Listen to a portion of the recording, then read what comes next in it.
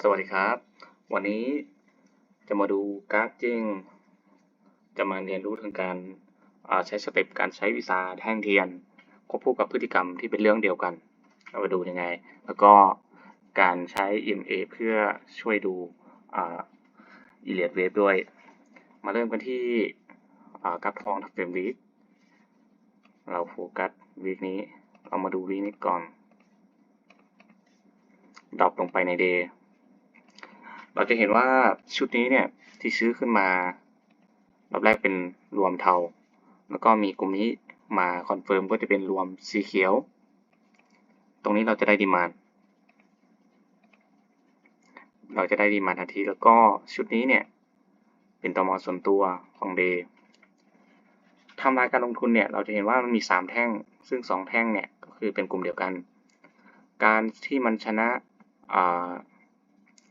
เรียกว่าชนะเฟส1ขึ้นมาได้เลยเนี่ยแบบฟันธงแล้วมันพักเนี่ยก็จะเป็นการพักกับเฟส2ซึ่งพักเฟส2อยู่เหนือเฟส1เนี่ยก็จะเป็นทำลายที่เล็กลงถ้า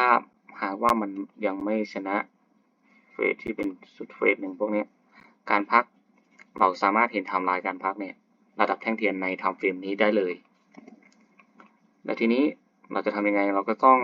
ดรอปลงไปเพื่อให้เห็นผู้สร้างหรือกลุ่มนักลงทุนฝั่งซ้ายมือในก่อนเราถึงจะเห็นจุดพักของชุดนี้เราจะดรอปไปที่4ชั่วโมงเมื่อเราดรอปมาที่4ชั่วโมงชุดนี้ที่ขึ้นมาเราจะเห็นว่าขึ้นมาเป็นรอบ1ขึ้นรอบที่2แล้วก็ขึ้นรอบที่3แบบนี้นับเวฟก็คือ1 2 3 4 5เราจะเห็นว่าตรงที่เป็น impulse เป็นกระแสเนี่ยเราไม่เห็นมีการเทขายเลยของนักลงทุนและนักเก็งกำไรคนในก็ห่วงของจนกระทั่งมาถึงจุดนี้ตรงนี้เป็นรวมเทา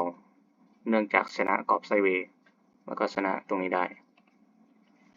รวมเทาของ4ชั่วโมงและตรงนี้เป็นรวมสีเขียวตรงนี้เราจะได้แนวรับเมื่อเกิดมีรวมเทาเราจะได้แนวรับทันทีและการเทขายของนักลงทุนเราจะเห็นว่าขึ้นมาทั้งหมดยังไม่มีการเทขายเลยจนกระทั่งนายนี้เป็นคนขายรอบแรกเราจะได้เป็น A เลยขายเป็น A เป็น B เป็น C อันนี้คือรอบของการขายและตรงนี้เราจะได้ดีมานด์ตีไปด้วยสังเกตการในระดับแท่งเทียนเนี่ยเราดรอปลงมาของชุดนี้เราเห็นผู้สร้างด้านซ้ายมือเราเห็นจุดพักแบบนี้ก็คือจะเป็นการดูที่ถูกต้องแต่ถ้าเราดูใน day เนี่ยเราเห็นว่าแท่งนี้ตูดเรียบนั้นเราจะนับยังไงก็คือ A B C เราจะนับยังไง A แบบนี้ B C ก็คือ B B C เราจะไม่เห็นละเราจะเห็นขึ้นไปทันทีเลยดังนั้นเนี่ยเราจะต้องเห็นผู้สร้างภายในเราถึงดรอปมา4ชั่วโมงแบบนี้และการเทขายรอบแรกเราเรียก A ใช่ไหมแล้วนักเก็งกำไรเนี่ยก็เข้ามาซื้อขึ้นไปเป็น B แล้วหลังจากนั้นเขาก็จะซื้อในนักเก็งกำไรก็จะขายแล้วก็ลงมาเป็นขา C ซึ่งขา C เนี่ยตรงนี้ลงมา3แท่งโครงสร้างของแท่งเทียนเมื่อ S4 เราเห็น3แท่งเราจะเห็นโครงสร้างอยู่ที่ M15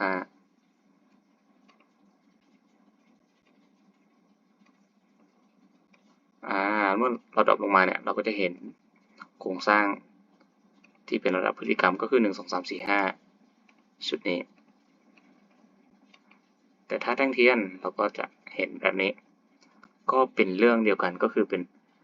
เราสามารถที่จะดูควบคู่กันแบบนี้ได้1 2 3 4 5ถ้าดรอปไปโครงสร้าง 2อยู่ไหน2อาจจะอยู่นี้เป็น4ลง5เมื่อเราดรอปมาพฤติกรรมเราก็จะเห็นชัดเจนกว่าเราเห็นสวิงชัดเจนเราสามารถมองสวิงที่ถูกต้องได้ดังนี้อันนี้คือจะเป็นข้อดีของพฤติกรรมอันนี้คือเมื่อราคาลงมาเป็น ABC เอา C เข้าโซนซึ่ง C เนี่ยเป็น impulse ลงมาอันนี้จะเป็นหัว C เรารอให้ราคากลับตัวชนะตรงนี้ได้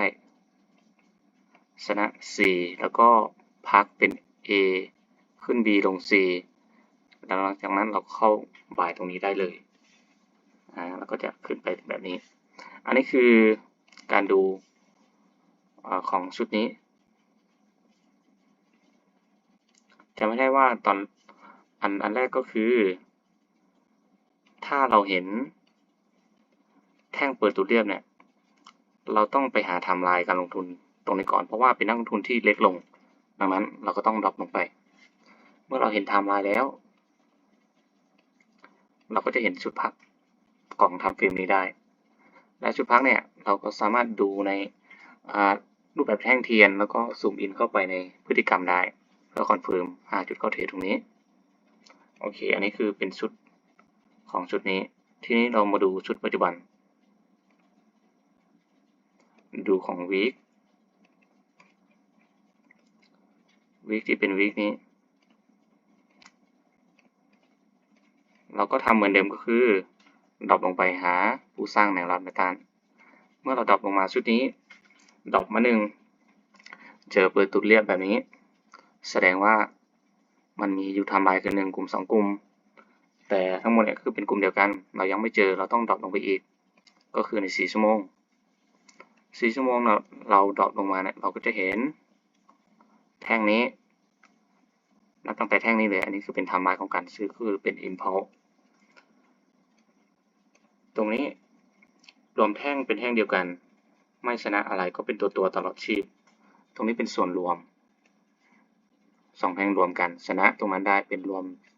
เทามีแท่งมาคอนเฟิร์มเป็นรวมสีเขียวตรงนี้เราจะเห็นว่ามันมีหลายกลุ่มมากแล้วตรงนี้ก็เป็นรวมตรงนี้ก็เป็นรวมถ้ามีตม.ส่วนรวมมากกว่า2เนี่ยให้เราโฟกัสแบบนี้ก็คือนาย1กับนาย2เนี่ยเป็นคนสำคัญที่สุดก็คือต้องอยู่แน่ๆเมื่อเกิดรวมตม.ส่วนรวมเป็นอันแรกใช่ไหมตอนที่ไม่มีแท่งนี้ไม่คอนเฟิร์มเนี่ยเป็นตม.ส่วนรวมปุ๊บเนี่ยแสดงว่าเราได้เป็นดีมานด์เราได้ดีมานด์ละเราสามารถได้ดีมานด์ตรงนี้เมื่อมีแท่งนี้มาคอนเฟิร์มเราก็ได้ดีมานด์และถ้าเรามองลึกลงไปอีกก็คือมันก็จะเป็น impulse เป็น2ก็จะขึ้นไป3ครับมีแท่งมาคอนเฟิร์มขึ้นเรื่อยๆก็เป็น3เป็น4เป็น5แบบนี้ตรงนี้และแท่งนี้เนี่ยไม่สามารถปิดคอนเฟิร์มได้ตรงนี้เนี่ยมันเป็นเบสแสดงว่าภายในมีการพัก ABC และตรงนี้ออกจาก ABC ออกจากชุดพักก็จะเป็นรวมเทาและตรงนี้มาคอนเฟิร์มตรงนี้เป็นส่วนตัวรวมเทาก็จะกลายเป็นรวมเขียวตรงนี้เราก็จะได้ดีมานด์ SC แต่เราอย่าลืมว่าตรงนี้ก็เป็นดีมานด์เราให้ความสำคัญกับนาย2กับนาย1ใช่ไหมเอาตีนาย2แบบนี้ไว้นาย2เนี่ยราคามาใช้ตรงนี้มันเฉลยละมันใช้นาย2แล้วก็ขึ้นไปเราจะเห็นว่านักเก็งกำไรเนี่ยออกหมดเลยแต่ว่าเราเห็นโครงสร้างเนี่ยเราจะใช้วิชาพฤติกรรมเนี่ยเข้ามาช่วยก็คือเราเห็นรูปแบบโครงสร้างแท่งเทียนใน SC เราดับไป2ทำเฟรมไปที่ M15 ขอตัดกราฟครับ M15 เนี่ย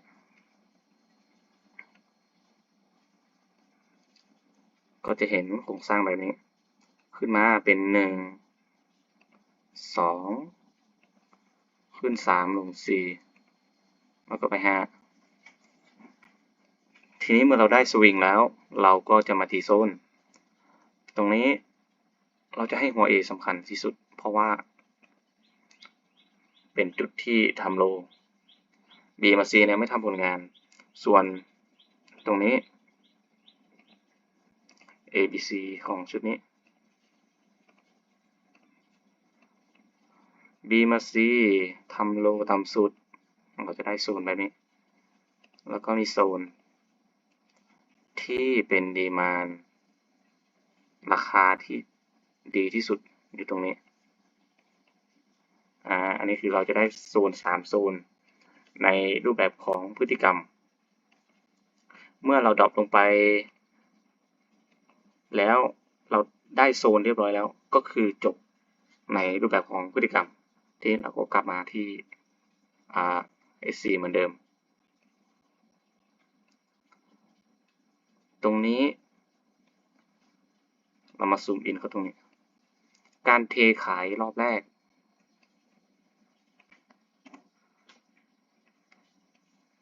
สามารถทำผลงานได้เลยตรงนี้เราให้เป็นรวมเทาสีฝั่งขาลงรวมเทาฝั่งขาลงเมื่อได้รวมเทาปุ๊บทำผลงานแบบนี้เราได้ supply ที่เป็น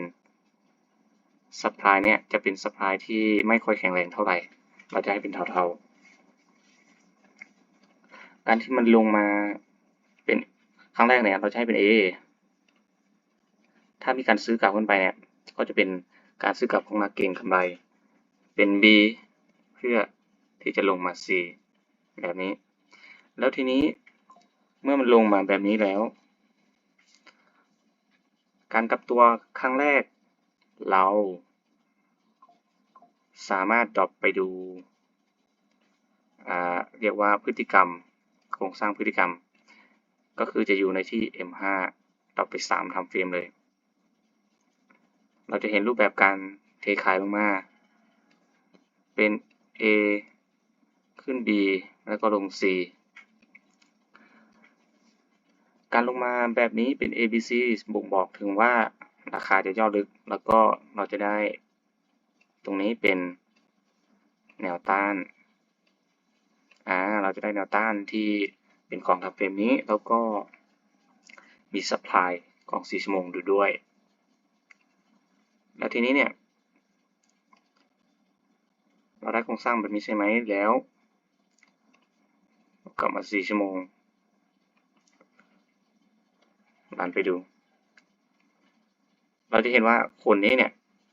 ซื้อขึ้นไปตะเก่งซื้อขึ้นไปแล้วก็เพราะว่าเขา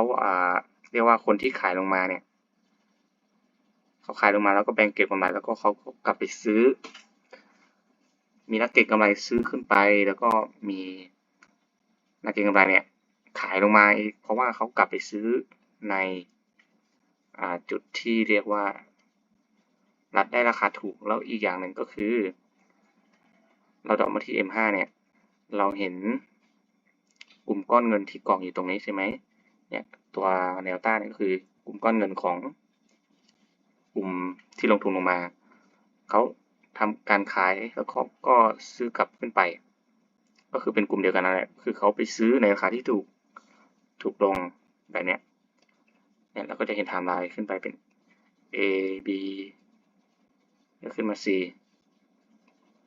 แบบนี้อันนี้คือเราเห็นในพฤติกรรมแต่ในแท่งเทียนเราเห็นเป็นแค่แท่งเดียวที่ซื้อขึ้นไปเป็น B แต่ทีนี้ในแท่งเทียนเนี่ยเราสามารถดรอปลงไปใน1 time frame เนี่ยตรงนี้เราเห็นแท่งเดียวที่ขายลงมาถ้าเราจะดูในแบบแท่งเทียนเราเห็นใน S1 เนี่ยก็ขายมาแท่งเดียวก็นับเป็น A และการซื้อกลับขึ้นไปเนี่ยซื้อกลับแท่งนี้เราให้เป็น A อันนี้เป็น B และอันนี้ก็เป็น C อันนี้คือเราดูในระดับของเรียกว่าแท่งเทียนแบบนี้ เราตีกรอบไซด์เวย์ไว้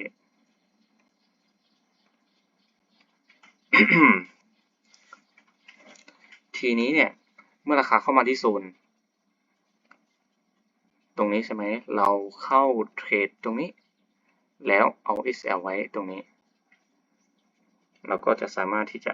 ทำอะไรตรงนี้ได้แต่ถ้าหากว่าเราอย่างเช่นเราเห็นแท่งกับตัวเข้าตรงนี้ SL เราไว้ใต้ตรงนี้เลยมินแบบนี้เราก็จะมีโอกาสที่ว่ากราฟมันจะขึ้นมาแบบนี้ก็คือ C ตรงนี้มันยังไม่จบก็จะเป็น C ตัวใหญ่ตัวนี้เพื่อที่จะขึ้นมา B เพราะว่าชุดนี้เนี่ย C มันเกิดขึ้นได้หลายแบบอย่างเช่นตรงนี้มันลงขึ้นมามันลงมาใช่ไหมลงมาแบบนี้อาจจะเกิดเป็น A B แล้วก็ C อันนี้คือขาลงหรือว่าตัวนี้ก็คือขาลงแล้วก็มีการพัก A B C แบบนี้ C มันอาจจะเป็นแบบพักกว้างก็ได้ดังนั้นเนี่ย SL เราต้องไว้ใต้โซนนี้เลยและทีนี้เรากลับมาที่1 ชั่วโมงเมื่อเราได้กรอบไซด์เวย์ตรงนี้แล้วเราสามารถดรอปลงไปในตรงนี้เมื่อราคามาเสียบกรอบไซด์เวย์แล้วก็สามารถปิดได้ราคาย่อขึ้นไปแล้วก็สามารถที่จะลงทุนกับนักลงทุนกลุ่มนี้ได้เพราะว่าตรงนี้เนี่ยก็เท่ากับว่าเป็นฝั่งลงมาแล้วก็คือเป็น1ขึ้นไปเป็น2ลงมา3แบบ4แบบนี้อันนี้คือในระดับของแท่งเทียนทีนี้เรากลับมาที่4 ชั่วโมงใหม่เรารู้แล้วว่าขายออกมาเป็น A ขึ้นไปเป็น B แล้วจะลงมาเนี่ยลงมาเป็น C C เนี่ยก็คือเราจะต้องเห็นไทม์ไลน์อย่างน้อย2กลุ่มหรือ2แท่งคือมันสร้างความเชื่อว่ามาลงก็คือถ้าเราเซลล์ตามลงมาเนี่ยถ้าเราไม่รู้เราก็จะเซลล์เพลินไปเพราะว่ามันสร้างความเชื่อว่ามันจะลงใช่ไหมหลังจากนั้นมันเข้าโซนมันก็สามารถตบขึ้นไปได้ก็มันก็จะขึ้นไปตามเทรนหลักแบบนี้อันนี้คือเรื่องของชุดนี้แล้วทีนี้แท่งต่อไปเราจะเห็นว่ากลุ่มนักลงทุนกลุ่มนี้เนี่ยได้ออกไปแล้วและตรงนี้มาสามารถปิดคอนเฟิร์มตรงนี้ได้ด้วยตรงนี้เนี่ยเราจะเรียกว่าคนนี้เนี่ยออกไปแล้วเพราะว่าเขาได้ของที่เขาทำกำไรลงมาใช่ไหมแล้วหลังจากนั้นเขาก็ทีขายคนนี้กลับขึ้นไปเพื่อที่จะซื้อในราคาที่ถูกลงแล้วก็เขาก็จะทำกำไรตรงนี้แบ่งเก็บเรียกว่าทำกำไรขาลงตรงนี้อันนี้คือคอนเซปต์ของตรงนี้และเมื่อแท่งนี้มาคอนเฟิร์มให้ตรงนี้ก็จะเป็นรวมเรียกว่าเป็นรวมเทาเมื่อเราได้รวมเทาเราก็จะได้ตรงนั้นเป็นเรียกว่าดีมานด์เพราะว่าลงมาครั้งแรกเนี่ยสามารถปิดคอนเฟิร์มตรงนี้ได้เราจะให้เป็นดีมานด์ของ4 ชั่วโมงแบบนี้ตรงข้างในลงและตรงนี้นี่ข้อสังเกตอีกอย่างหนึ่งก็คือทำไมเราถึงตีโซนที่เป็นโซนโครงสร้างภายในตรงนี้เพราะว่าเมื่อราคาลงมาตรงนี้เราก็สามารถที่จะทำกำไรได้เราเห็นมันขึ้นไปตรงนี้เนี่ยเราไปดู M15 เนี่ยเราก็จะมีโอกาสไปว่าทำกำไรกับชุดนี้ได้ตรงนี้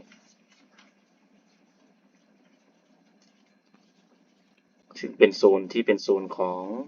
ชุดนี้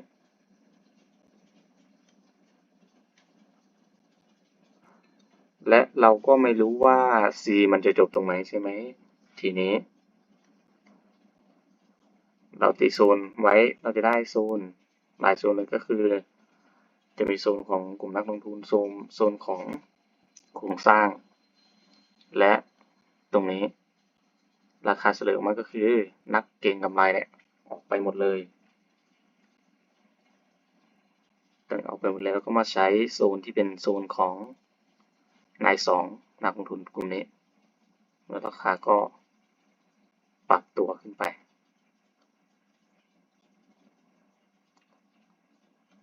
แล้วทีนี้เราสามารถที่จะดูใน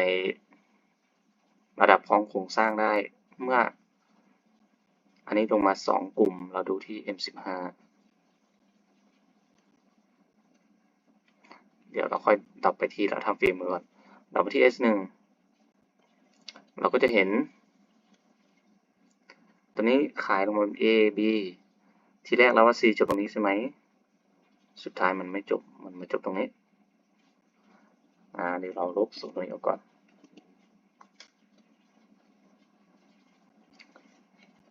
และทีนี้ B มา C เนี่ยมันก็มีรูปแบบการเดินทางเป็น A B C เหมือนกันและ A B C เราเห็น S1 เราไปดูที่ M5 ซึ่งที่จริงเราต้องตรงนี้เป็น S1 เราดับไปที่ M15 ดับไปที่เราทำเฟรมเราก็จะเห็น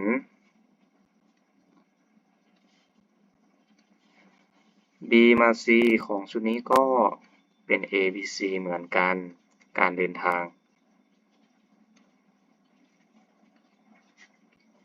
และ B มา C ถ้าเรานับตรงนี้ก็เราจะเห็นระดับโครงสร้างระดับแท่งเทียนที่เป็น1 2 3 4 5ตรงนี้เปิดตัวเรียบแท่งดีกว่า1 2 3 4 5แบบนี้ถ้าเราดรอปลงไปดูที่พฤติกรรม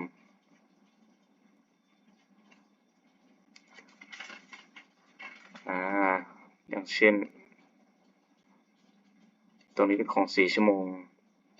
ตั้งแต่ตอนแรกมี2กลุ่มแล้วดรอปมาที่ M5 ได้เลยเราก็จะเห็น1 2 3 4 5แบบนี้หลังจากที่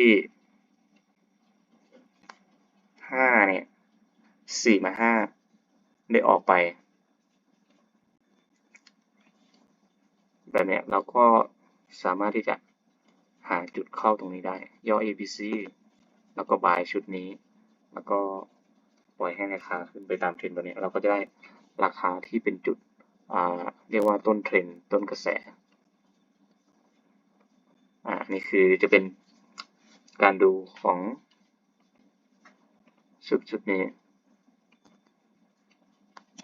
จุดสำคัญที่สุดก็คือโครงสร้างที่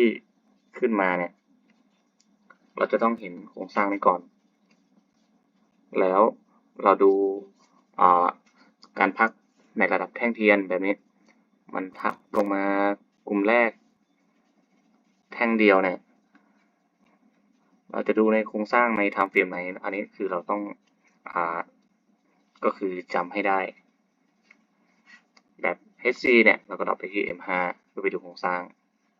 แล้ว B มา C มี2กลุ่มการนับB มา C มี2กลุ่มเนี่ย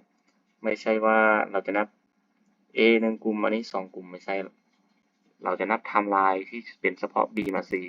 แบบนี้ก็คือมี2กลุ่มที่เชื่อว่ามันสร้างความเชื่อว่าลงแบบนี้สุดท้ายก็ปรับตัวขึ้นแบบนี้ก็คือการดูระดับแท่งเทียนกับพฤติกรรมที่จริงก็คือมันเป็นเรื่องเดียวกันหมดเลยแล้วมันก็จะมีข้อดีของแต่ละอย่างที่ต่างกันเอาข้อดีเนี่ยมารวมกันได้อันนี้คือจะเป็นการดูของกราฟของชุดนี้แล้วทีนี้ ปัจจุบันนี้ราคาก็มาอยู่ตรงนี้ละที่เป็นดีมานด์ที่เราตีไว้ก่อนหน้านี้แต่ตอนนี้เราจะมาดูเรื่องของ EMA เส้น EMA ที่เราจะใช้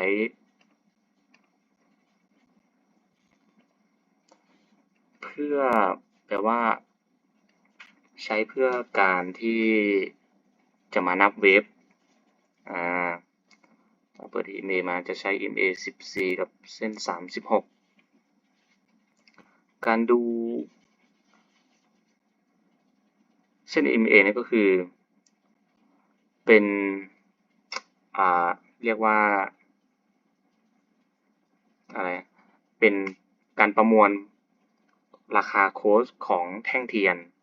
แบบเช่น EMA 14เนี่ยก็คือการประมวลราคาโค้ชของแท่งเทียน14แท่งย้อนหลังถ้าเป็น12เดือนเนี่ยก็ย้อนหลัง12แท่งก็คือ12ปีถ้าเป็น14ก็คือย้อนหลังไป14แท่งก็คือ14ปีถ้าเป็น day ก็ย้อนหลังไป14แท่งก็คือ14วันอันนี้ก็คือความหมายของเส้น EMA แล้วทีนี้การใช้ของตรงนี้เราจะใช้ยังไงเราใช้ดูแบบนี้แบบ A B C แบบนี้เนี่ย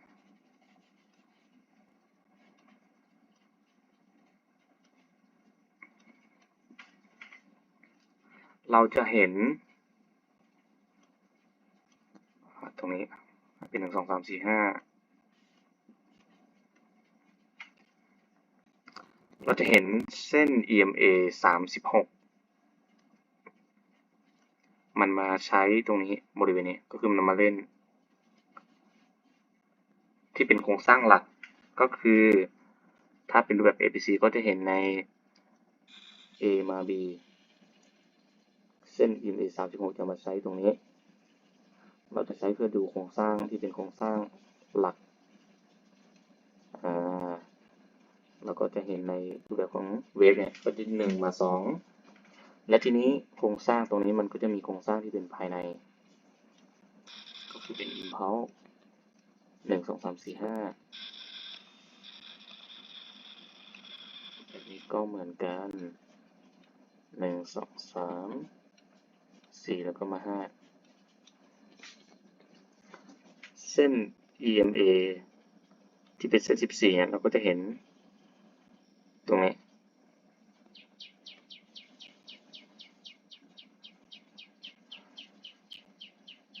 หรือวาดยังไงให้สวยเส้น EMA 14เราจะเห็นชุดนี้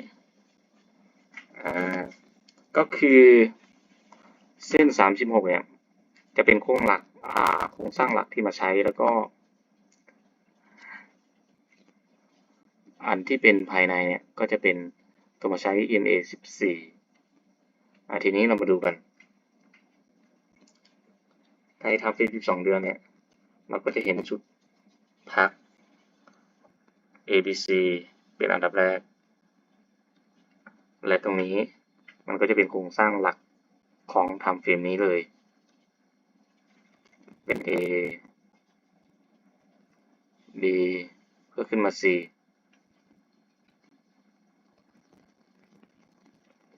เราจะเห็นว่าตรงนี้เนี่ยเป็นโครงสร้างหลักและตรงนี้มาใช้ EMA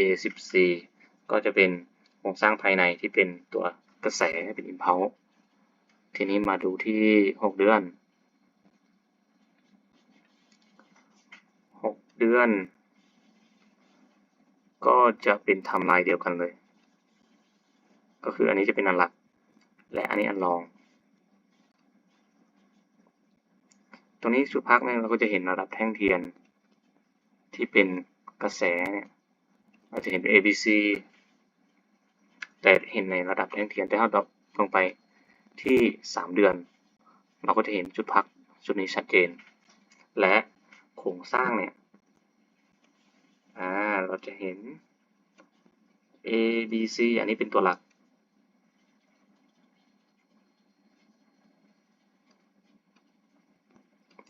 อัน นนี้เป็นตัวหลักและอันนี้คือภายในก็คือจะเป็นตัวรองเป็นตัวที่มาใช้ EMA 14ก็จะเป็น impulse ทีนี้มาที่ทำเฟรมมันอันนี้เราได้หลักตรงนี้แล้วนะ B มา C ทีนี้มาทำเฟรมมันเนี่ยเราก็จะเห็นแบบนี้อันนี้มาใช้ EMA 36ใช่ไหมอันนี้จะเป็นการรวมกันภายในนับจากตรงนี้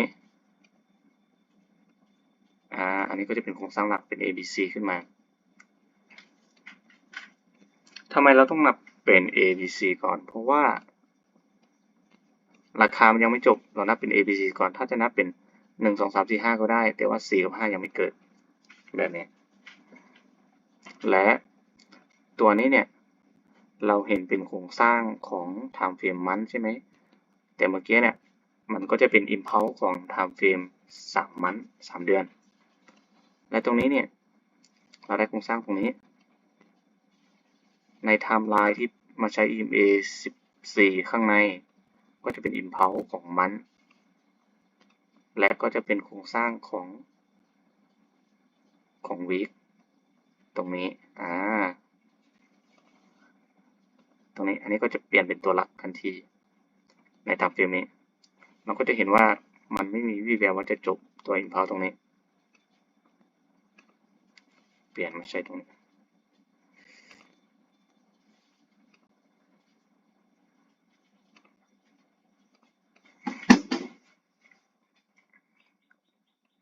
เราจะเห็นไหมว่าตรงนี้เนี่ยเป็น impulse ของ week ตัวนี้โครงสร้างที่เป็น ABC เนี่ยเราเห็นเป็น impulse ของmonth เมื่อกี้จะเป็นโครงสร้างของ week ตัวนี้ก็จะเป็น impulse ของ week แต่เราจะเห็นโครงสร้างภายใน day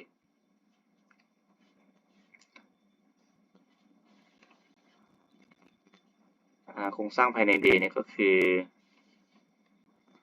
เราจะเห็นตั้งแต่ตรงนี้เลย1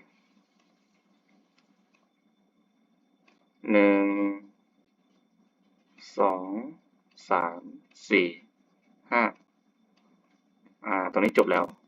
หลังจากจบเนี่ยเราก็จะได้ชุดพัก ABC แล้วหลังจากนั้นเราก็จะได้ impulse ชุดใหม่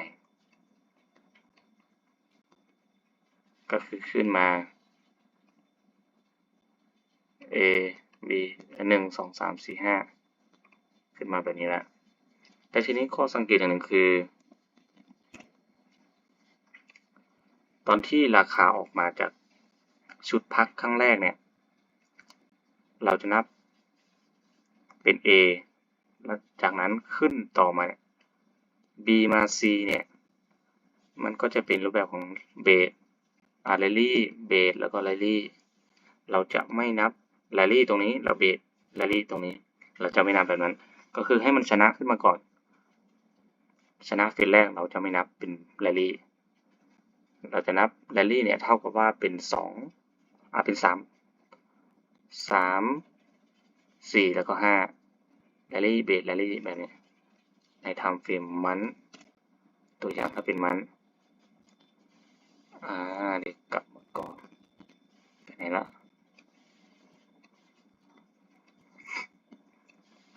เนี่ยถ้าเป็นไทม์เฟรมมันก็เช่นเดียวกันออกจากตรงนี้ไม่ได้ครั้งแรกเราจะไม่นับเป็นแรลลี่เราจะนับแรลลี่ตรงนี้ก็คือ3 4 5แรลลี่เบสแรลลี่แล้วทีนี้เรากลับมาที่เดย์ของเรา